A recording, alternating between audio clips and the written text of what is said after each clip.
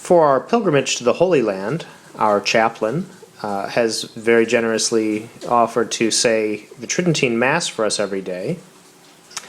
Since we are not sure while in the Holy Land that we'll always be able to have an available altar, he'll be bringing a Greek corporal, which is something that allows him to offer Mass on a surface that's not already consecrated as an altar. To do that, he's bringing a Mass kit, which includes candles. What's in front of us right now are the stubs of the candles that came with the kit. They look like small pieces of paraffin. Probably didn't take too long to burn down. We're going to be making him some new ones out of 100% beeswax. That'll help them last a little bit longer in the heat of the Holy Land, and is a more worthy substance in general.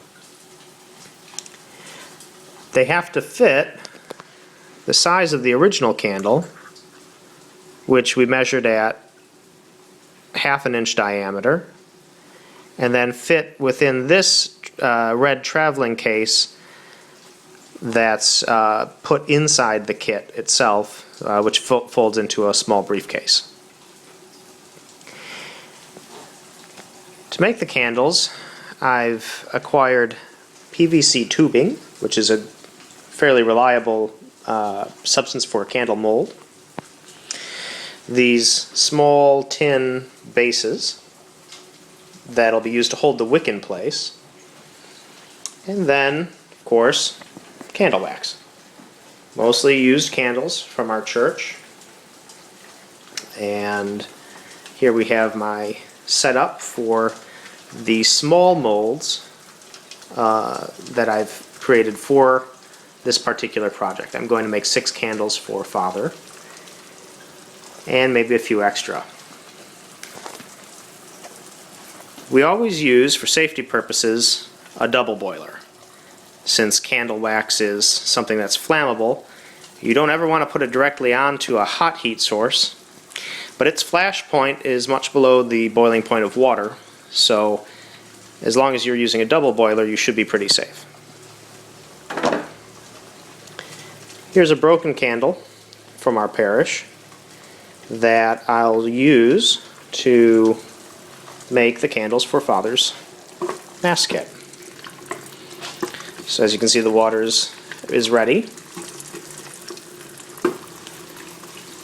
And put the candle in there, let it melt. Wax can be melted down and formed into a candle over and over again. It doesn't hurt the wax. So we just have to be patient, and then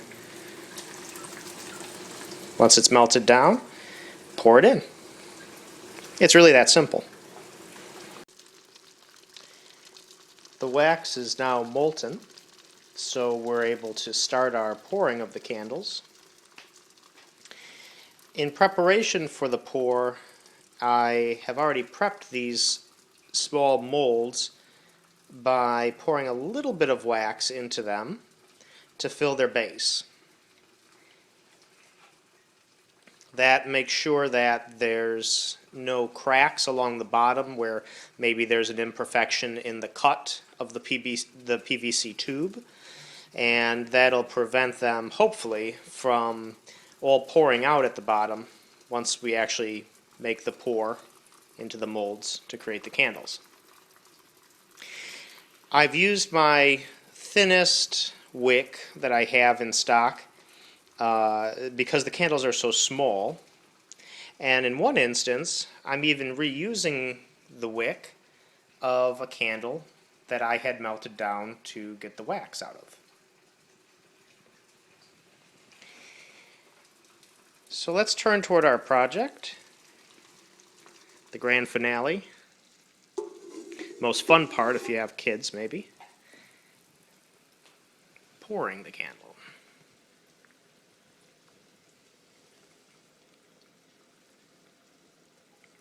Just carefully pour in.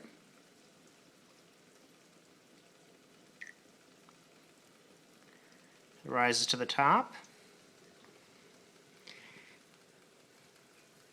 As the wax cools, it will, the level of it will lower. You're going to have to top your candles off a few times, so make sure to remember that when you are preparing enough wax for the project.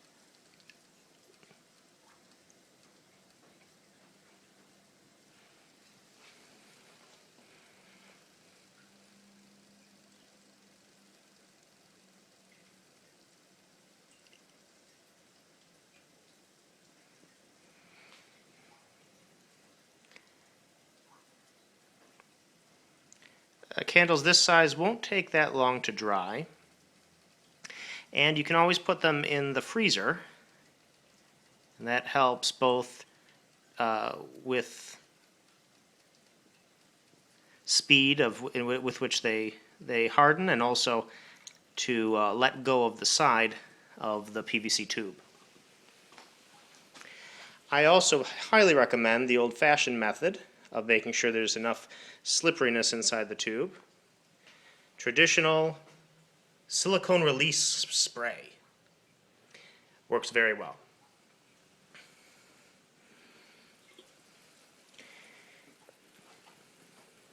It appears that our sealing of the molds has worked, and I don't see any extra wax coming out the bottom.